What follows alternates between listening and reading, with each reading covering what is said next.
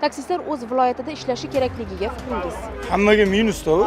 Hozir 90% tirikchiligi shu. Men o'zim taksichi qilayotgan bo'lsam, 90% taksi. Kimdir kreditkop, kimdir vikipkop qatnayapti.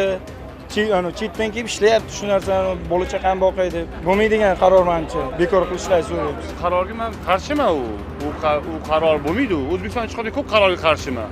Viloyatdan odam olib kelib, odam olib ketyapti, nasibasi terib ketyapti. O'sha to'lovni qilyapti, litsenziyasini olyapti, davlatning to'lovini qilyapti.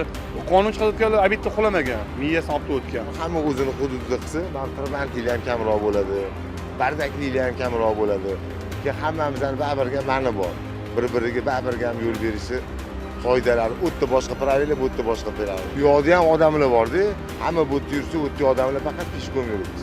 Ular mashinada yursa, ya'ni qo'shilmayman. Chunki bu ana ichiqora insonlarni o'ylab topayotgan narsasida qarsakchalarni ketsin, Toshkentdan hamma uyiga borsa, taksi ham yetmay qoladi shaharga, odam ham yetmay qoladi. To'g'ri, endi nima deydi, davlatning qaroridan nima qilib bo'lmaydi. Bu ham qisman to'g'ri, lekin nima deydi, o'sha taksilik qiladigan odamni ham sal tushunish kerak. Negativ bildirmayman mana, qo'shilaman.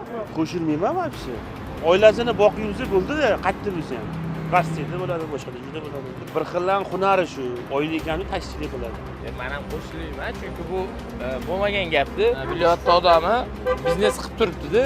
Hozir bu yerda his qiling, Toshkentning 80% viloyat bo'lganda ham, u yerda hammasi viloyatga chiqib ketsa, mana bitta yurganlarni hammasi noto'g'ri menimcha. Olib ketganda ana salqin joyda o'tirib bosh yaxshilayotganlarning fikrida bu. Hatto avtobusda o'tirsa 1-2 soat yaxshilab ketsa kerak.